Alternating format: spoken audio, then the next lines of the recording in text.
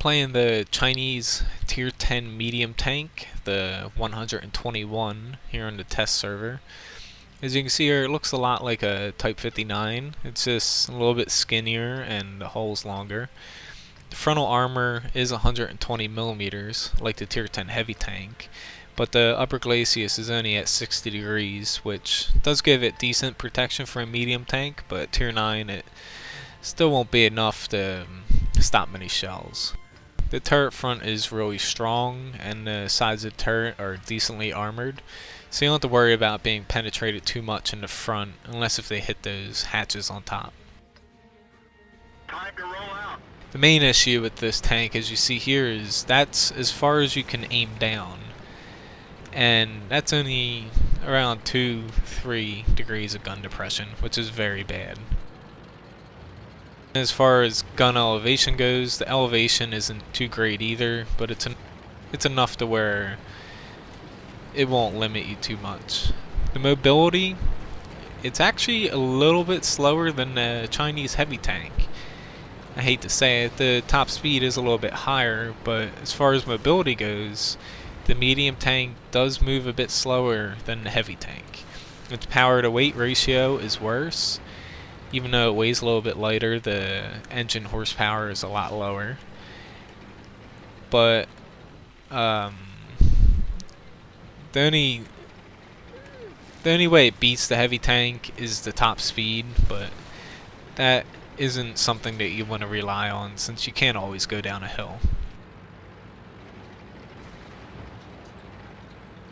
It does fire faster than the new tier 10 heavy tank.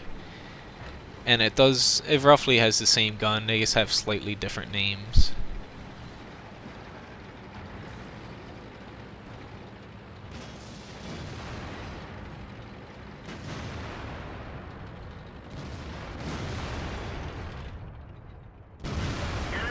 And even though they share the same guns, the two tier 10 Chinese tanks, as you can see, the accuracy on the move on this is pretty decent, along with the aim time. The heavy tank does have a little bit of a problem with the on-the-move accuracy and the aim time. They blew off our track. We're stuck.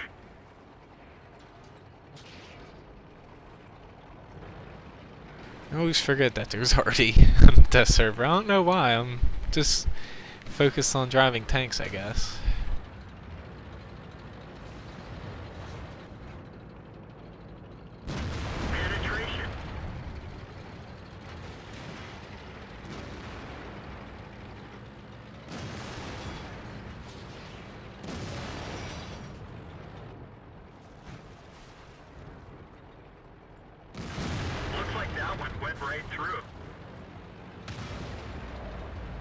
Time to run away.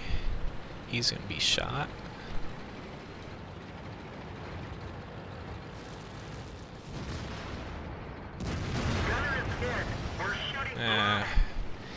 Fuck.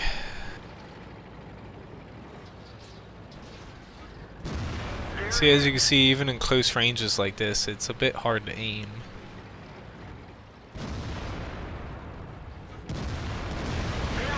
That lag got me a little bit. But yeah, as you can see, they're trying to aim down. That was the furthest I could aim down on that object. Even though my gunner is out and accuracy is bad, if you're getting close, you're basically limited to shooting at the turret armor tanks.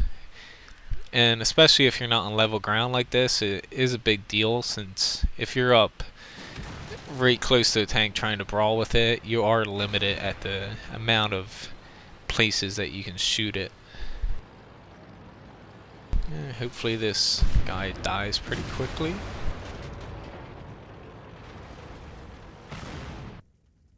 While this tank is pretty good medium, since it has the increased alpha over the other mediums, the limitations of it are a little bit concerning, since as you can see here, it weighs 40 tons, but the engine power is under 600 horsepower.